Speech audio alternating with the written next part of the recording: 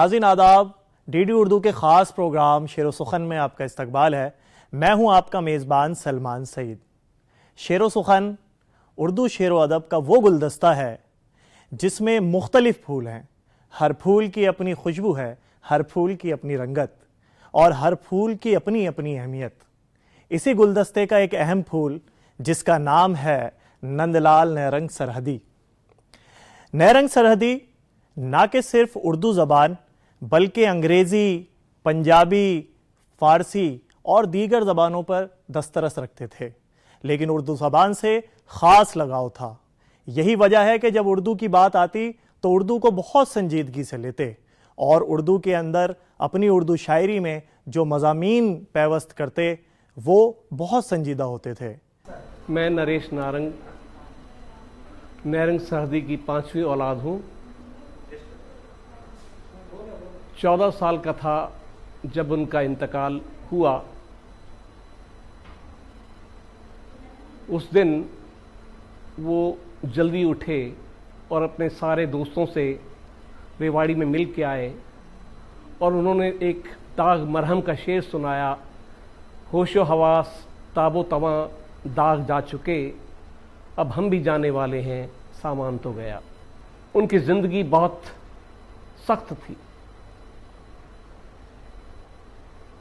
घर के हालात बहुत ही ख़राब थे, लेकिन हमारे हमसाये को भी पता नहीं था कि हमें आज हम भूखे सोए हैं।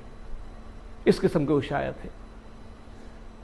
लेकिन इसके बावजूद मैंने उनको कभी मायूस नहीं देखा। वो दरमियाने कद के थे, काली शेरवानी डालते थे, सफ़ेद घुट्टी मोरी का पजामा पहनते थे, सिर पर उनकी शनील की टोपी होती थी, पैरों में कपड़े के जूते और हाथ में कश्मीरी छड़ी। ये उनकी पोशाक थी। 14 साल मैंने उन्हें सिर्फ इसी पोशाक में देखा है। उर्दू से उनकी आशिकी थी।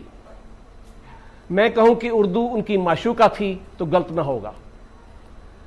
घर में 2 कमरे थे, लेकिन एक कमरे में साल में 2 या 3 दफ़ा उस कमरे को खाली किया जाता। ज़मीन पर गद्दे बिछाए जाते, ऊपर चद्दरें सफ़ेद और फिर मसंद लगाए जाते थे।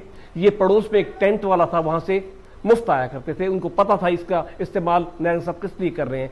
और शाम को 8 बजे से लेके सवेरे 3 बजे तक एक मुशायरा चलता था और मेरी माँ उसी बरामदे में बैठकर अंगीठी पर चाय बनाया करती थी और रात को 2 या 3 दफ़ा शायरों को पेश किया करती थी। तो ये थे मेरे वालिद और ये थी मेरी माँ। नैरंग सरहदी की गज़ल में संजीदा मजमून की भरमार है, लेकिन जब गज़ल का रंग पेश करते हैं तो यूं कहते हैं कि ख़याले यार जो महकम रहा तो क्या होगा, ख़याले यार जो महकम रहा तो क्या होगा, फना के बाद भी ये गम रहा तो क्या होगा। आइए नाजरीन, डीडी उर्दू ने ख़ास आपके लिए इस गज़ल को सुरों से सजाया है। महजूज होते हैं।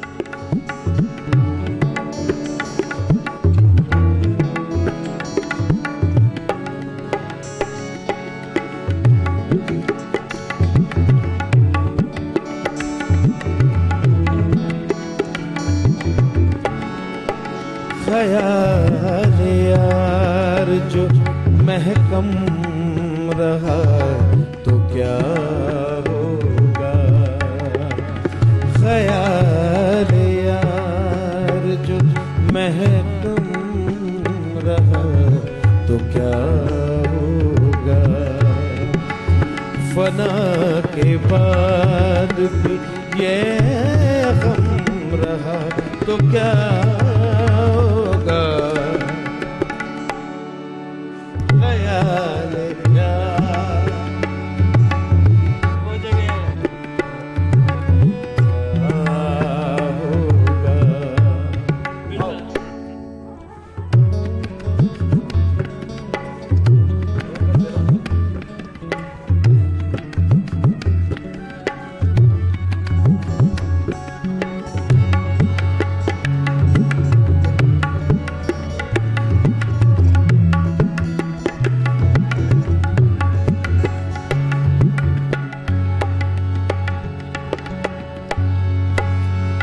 ही हटा न सकोगे नकाब चेहरे से।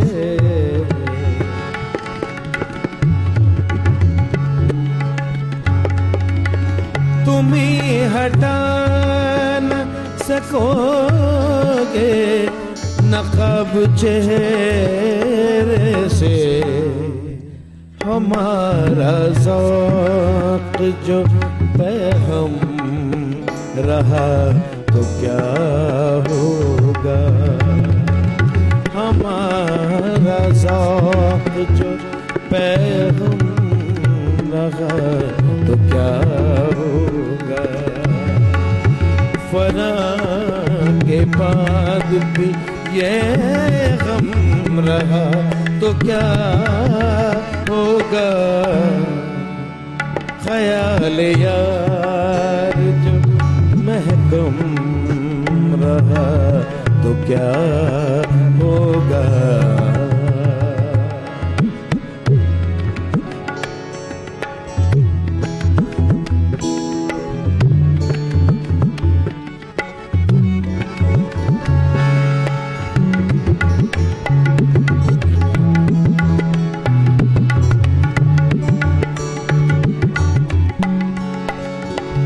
नहीं है फिक्र सहर तक जले जले न जले। नहीं है फिक्र सहर तक जले जले न जले। चराग शाम से मध्यम रहा तो क्या होगा। चराग शाम से मध्यम रहा तो क्या होगा। फना के बाद भी ये गम रहा तो क्या होगा। ख्याल यार जो मरहम रहा तो क्या होगा।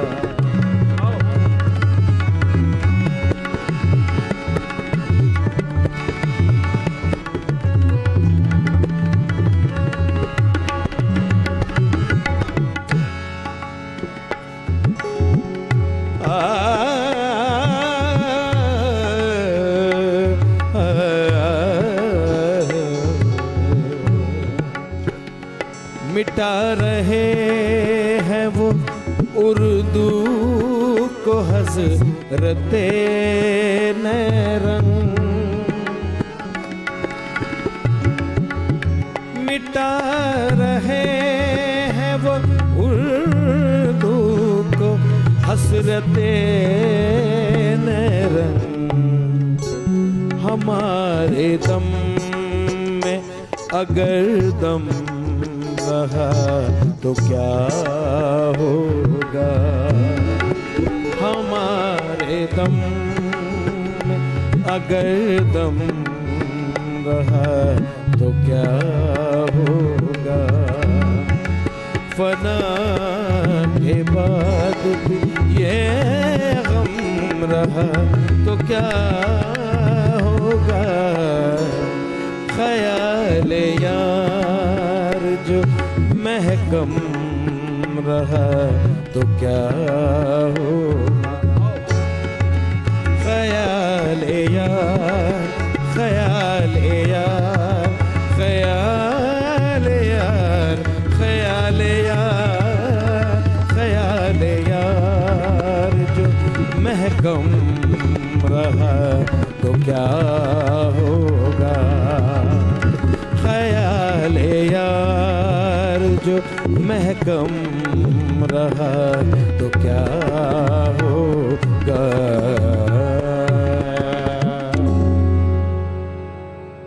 नैरंग सरहदी शायरी के बारे में राय कायम करते हुए कहते हैं कि शायर जब कुछ कलम बंद करता है तो वो तख्लीक उसके दिली जज्बात का आईना होती है और ज़माने के हवादिस का उसके कलाम पर पूरा असर पड़ता है।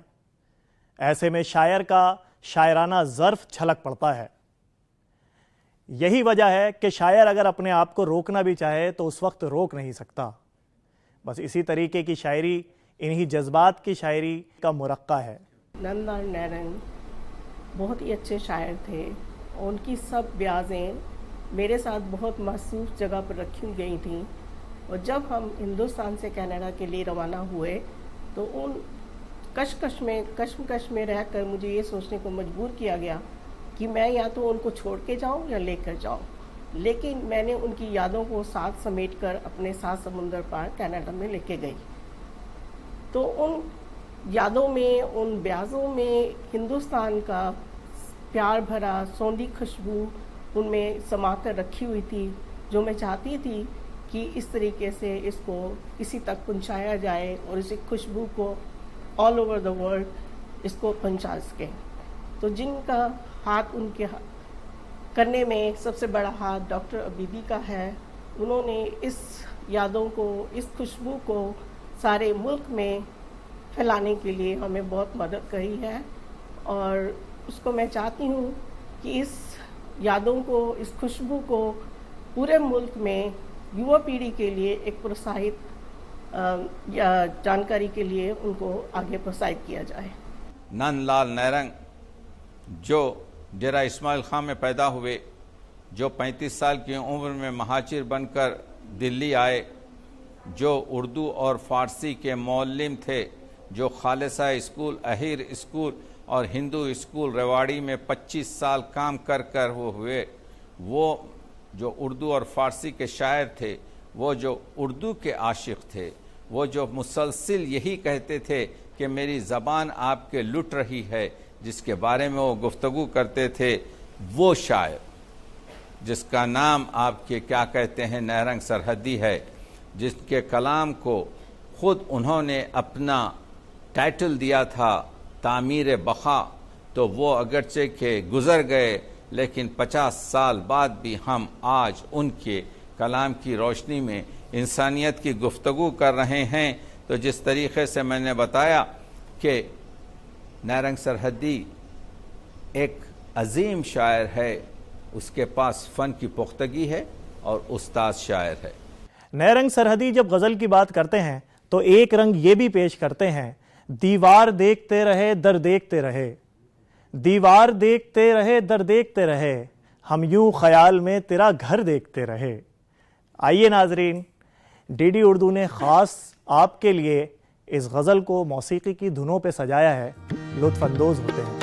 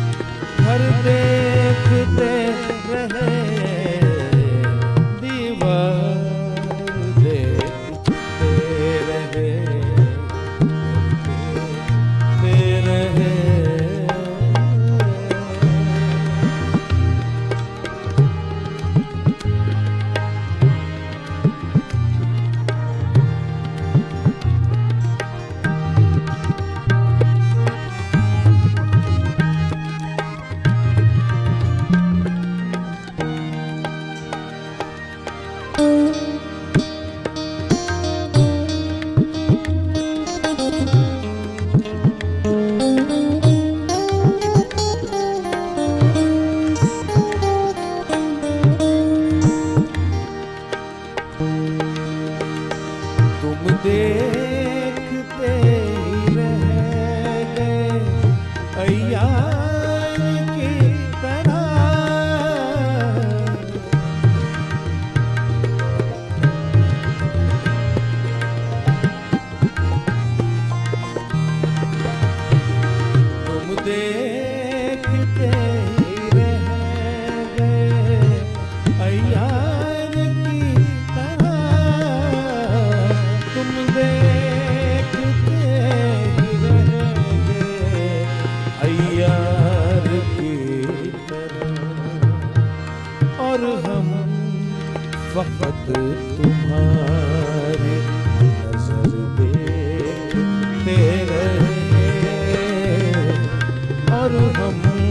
वक्त तुम्हारी नजर देखते रहे हम यूं ख्याल में तेरा, हम यूं ख्याल में तेरा घर देखते रहे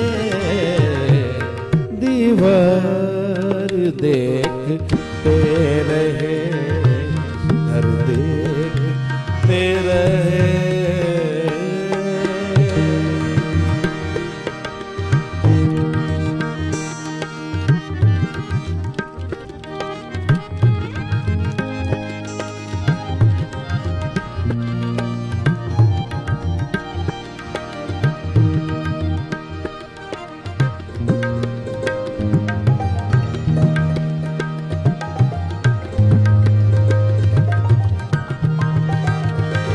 तुमसे कुछ ताल्लुक़े खातिर न था वले,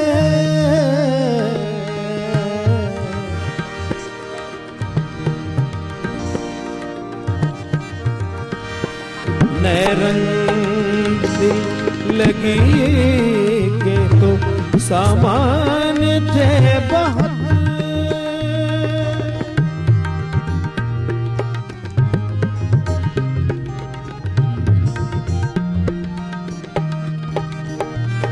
नए रंग दिल लगी के तो सामान थे बहुत, नए रंग दिल लगी के ते सामान तो बहुत। हम तेरी चश्मे नाज मगर देखते रहे, हम तेरी चश्मे नाज मगर देखते रहे, यूं हम ख्याल में तेरा, यूं हम ख्याल में तेरा घर देखते रहे घर देखते, ओ दीवार देखते, ओ दीवार देखते रहे घर देखते रहे, हम यूं ख्याल में तेरा घर देखते रहे दीवार देखते रहे घर देखते रहे घर देखते रहे घर देखते रहे।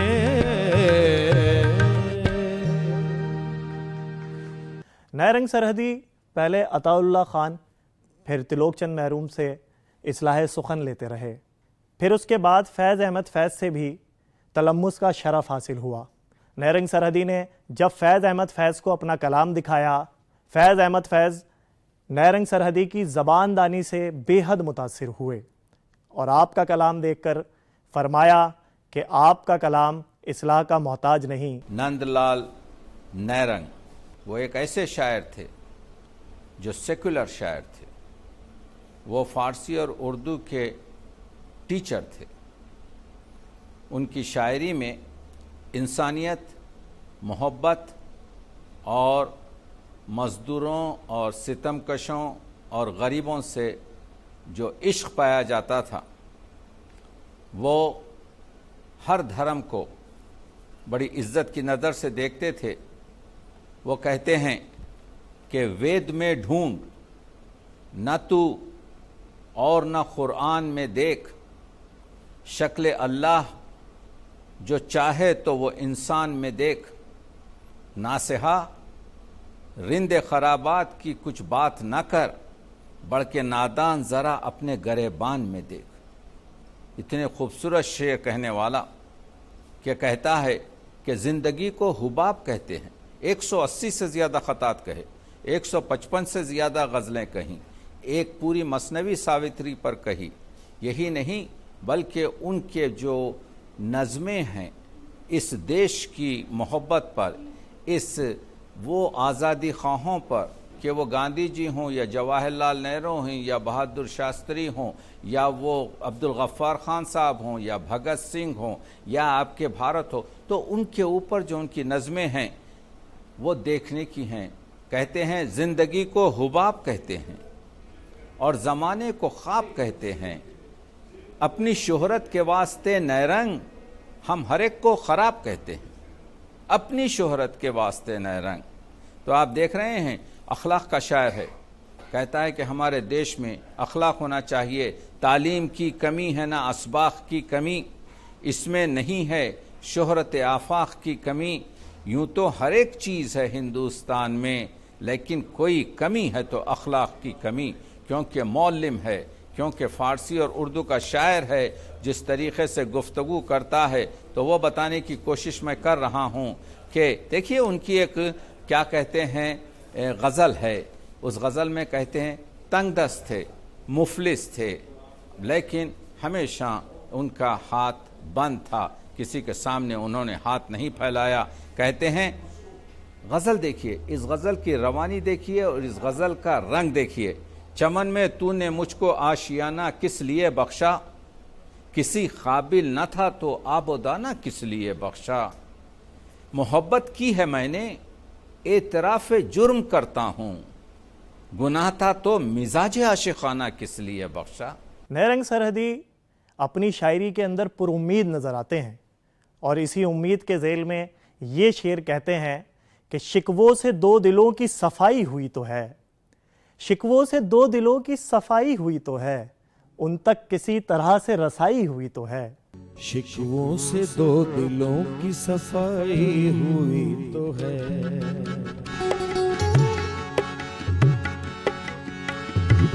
शिकवों से दो दिलों की सफाई हुई तो है, शिकवों से दो दिलों की सफाई हुई तो है। उन तक किसी तरह से रिसाई हुई तो है, शिकवों से दो दिलों की सफाई हुई तो है।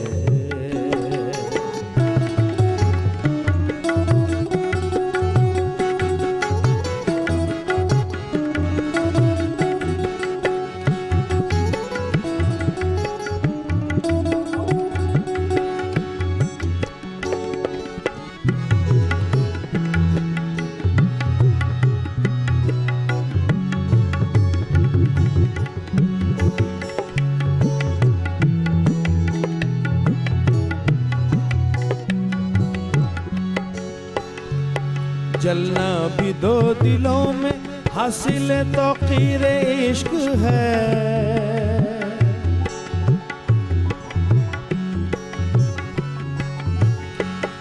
जलना भी दिल में हासिल तौक़ीर इश्क है, जलना भी दिल में हासिल तौक़ीर इश्क है। आखिर ये आग उनकी लगाई हुई तो है, आखिर ये आग उनकी लगाई हुई तो है, उन तक किसी तरह से रसाई हुई तो है, शिकवों से दो दिलों की सफाई हुई तो है।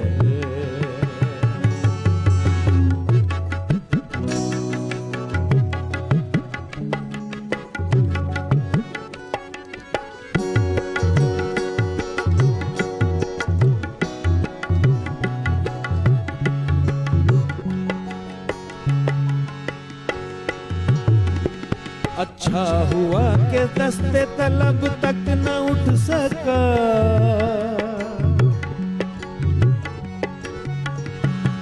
अच्छा हुआ कि दस्ते तलब तक न उठ सका, अच्छा हुआ कि दस्ते तलब तक न उठ सका। पुख्ता हमारी शान गदाई हुई तो है, पुख्ता हमारी शान गदाई हुई तो है, उन तक किसी तरह से रसाई हुई तो है, शिकवों से दो दिलों की सफाई हुई तो है।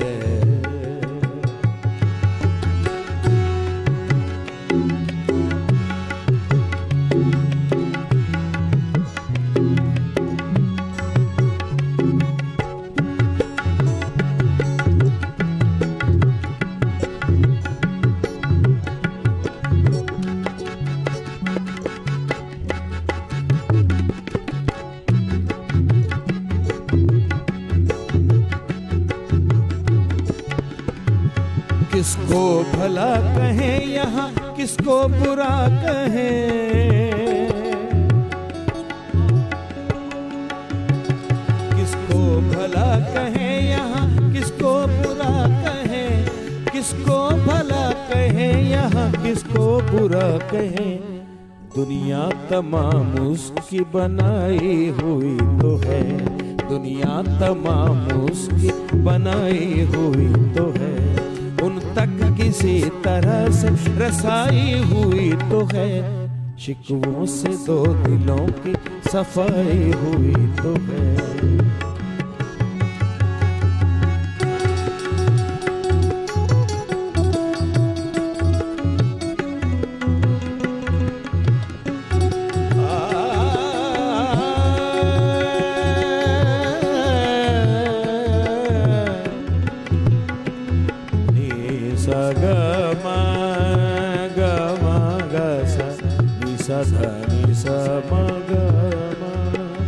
Gama dani sani dani da ma gama ga sa ni sa da ni sa gama।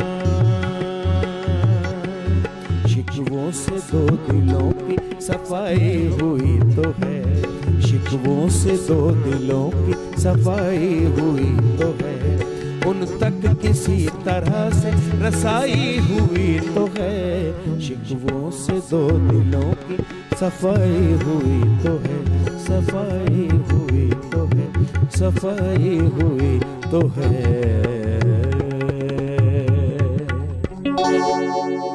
नाजरीन, आप देख रहे थे डीडी उर्दू का ख़ास प्रोग्राम शेरो सुखन, और आज इस एपिसोड में हमने बात की नंदलाल नेरंग सरहदी साहब की हयात व खिदमात के बारे में और उनकी गज़लों को मौसीकी की धुनों पे सुना। मुझे उम्मीद है कि आज का ये एपिसोड आपको बेहद पसंद आया होगा। फिर अगली दफ़ा एक नई खुशबू के साथ फिर से हाजिर होंगे। तब तक के लिए अपने मेज़बान सलमान सईद को इजाज़त दीजिए। खुदा हाफिज़।